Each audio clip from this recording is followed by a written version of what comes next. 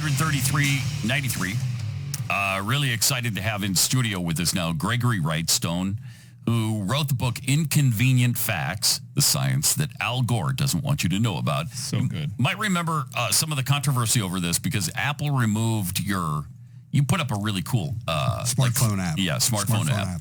And they removed it, right? Because, well, we think it's because it had information they don't want shared. But what did they claim? It was content or something? Yeah, exactly. I rolled it out on the Glenn Beck show, and we had 15,000 downloads of the smartphone app within 24 or 48 hours, and it just exploded the popularity.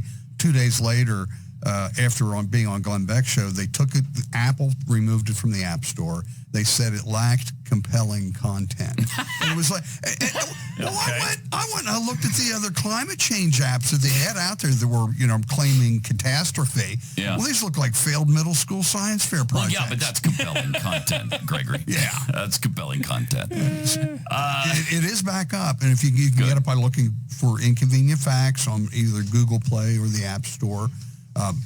Great information, very easily readable charts. You can have that. That way you can have all this information in the palm of your hand. That way if you're having dinner with your crazy nephew Billy, and Billy says, "Hey, Uncle Pat, did you know polar bears are going extinct?" And you could pull this out and you go, "Well, wait a minute, Billy. Nice. Here's chart number 52 showing 60 years of population of polar bears." Yeah. And that's the power that you have with this information in your hands. Yeah, because people confront you with that stuff all the time that they just regurgitate after hearing on CNN.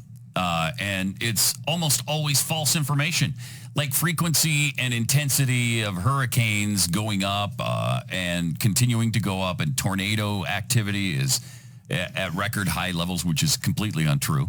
In fact, May was a record low level for tornadoes. But I understand you've just kind of been through both a hurricane and a tornado recently? Yeah, we've got, my apartment in Arlington, Virginia, Arlington got hit by a tornado and we had flooding into my apartment. Yet last week, we just bought a new home in Tampa and we just got hit by a hurricane. The hurricane came through, so...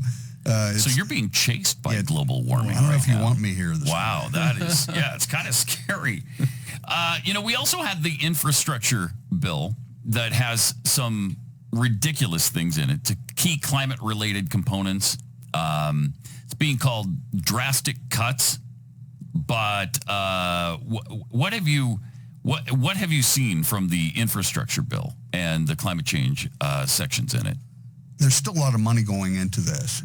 Not nearly as much as their first bill had. It seemed like nearly everything was related to climate change in some manner, whether it was transportation, refurbishing buildings, cap and trade system, all of these things. But from my viewpoint and what I see that the modest warming that we've seen since 1900, 0.8 of a degree centigrade of warming, that's not alarming to me.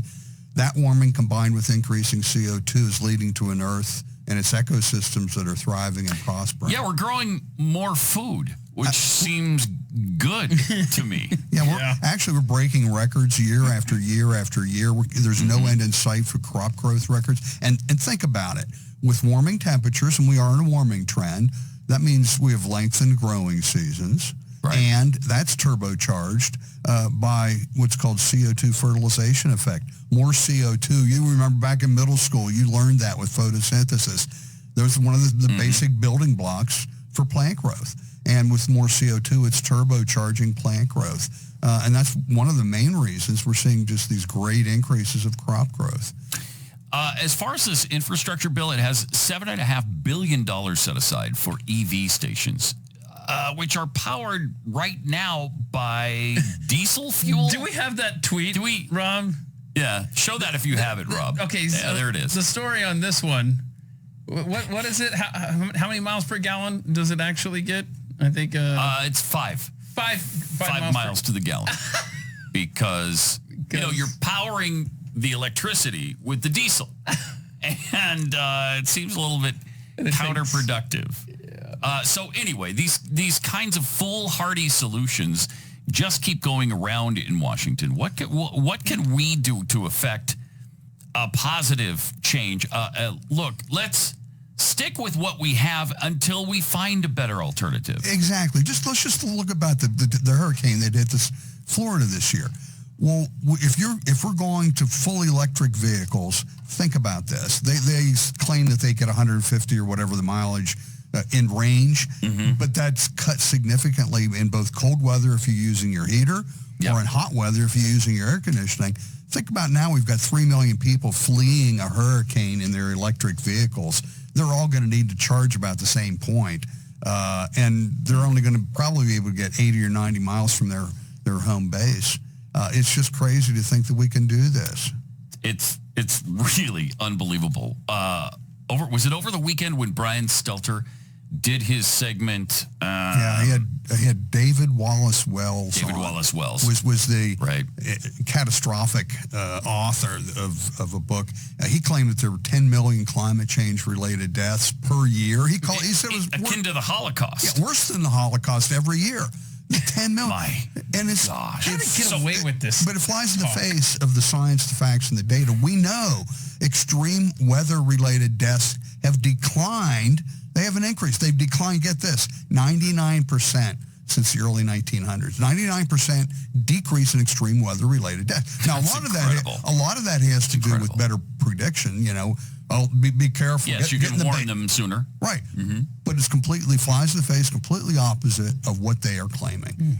We also see that cold temperatures kill 15 to 20 times as many people as hot weather. So we can claim by that global warming saves lives because as you raise temperatures, you're going to have fewer cold-related deaths. Incredible. Speaking of the heat and heat-related deaths, they're claiming, I don't know how many they're saying happened in the Pacific Northwest recently, but now these experts, climate scientists, 27 of them, are saying that the Canadian heat wave and the heat wave that we just had in the Northwest is virtually impossible without climate change. Well, that's just factually not correct. They're claiming, let's just give them credit. Let's say we've gotten 2 degrees of warming based on climate change. In 120 years. Right. Yeah. Well, that can't explain an odd 30 to 50 degree record of temperature. Okay, maybe instead of 30 degrees over the record, without their so-called climate change, it would have been 28 degrees over the record. Well, this was an extreme weather event, so they're conflating weather. They're mistaking weather with climate. You know for sure if it was 30 degrees below the record low temperature, they'd be completely silent about that, or they would use that as proof. Climate chaos. That's exactly what they do. Yeah. They have the nerve to take both sides of the issue. If it's incredibly hot, that's climate change, and if it's incredibly cold, that's climate change. We actually saw recently, was it yesterday or the day before? Yeah, we had a video. Yeah. Yesterday we had a video where they found newspaper articles from 1859 where it hit 133 degrees. In the same areas that they have the heat wave last week. In 1859, birds were dropping out of trees dead. It was so hot. Yeah. And they're going to, we can, again, they're looking at a very small range of time frame here. They like what what I said, the catastrophists, I call them, the fearmongers. They want to only look at the last 50 or 80 or 100 years of data. And as a geologist, I put this in what's happening today in the much longer term perspective. And remember I said we were in a warming trend? Well, that warming trend started more than 300 years ago, long before we started adding prodigious amounts of CO2 to the atmosphere. That was in the depths of what was called the Little Ice Age, the horrific Little Ice Age. It's thought to be one of the coldest periods on Earth in the last 10,000 years, and occurred a little over 300 years ago. So the warming trend we're in right now is blissfully bringing us out of that death-dealing cold of the Little Ice Age. It was thought during that period 1/3 of the entire population of the Earth perished. Half of the population of Iceland perished. In fact, they were considering abandoning all of Iceland at that time due to the extreme cold. And we know what happened to the Vikings during that time. They disappeared, never to be heard from again, on Greenland. What do you say to the people who continually just throw out things like the hurricanes are more intense and more frequent. Tornadoes, more intense and more frequent. Wildfires burning down California and Australia, that wouldn't happen without climate change. How do you respond to those? Well, I look at the science, the facts, and the data. I go back and for example, fires in North America, believe it or not, based on the National Interagency Fire Service, which deals with all things fire in North America and the United States, we've had a significant decline in both the area and the number of fires dating back to the early 1900s. A decline. A decline. We're right now about 25% of the number and area burned during that time. It's completely flies in the face. Yes, 2020 was a bad year in California. There are a lot of things that went into that. For fire seasons to be bad, you need two things. You need drought and you need an intense heat wave. And you need a spark. You need an ignition source. But if we put this in the long-term perspective, we've seen that not only just in the United States, but worldwide, we've seen a significant decline in fires worldwide in both area burned and number. And we see tornadoes for sure have been in decline over the last several decades. That's clear and stark. Record-setting lack of tornadoes in May.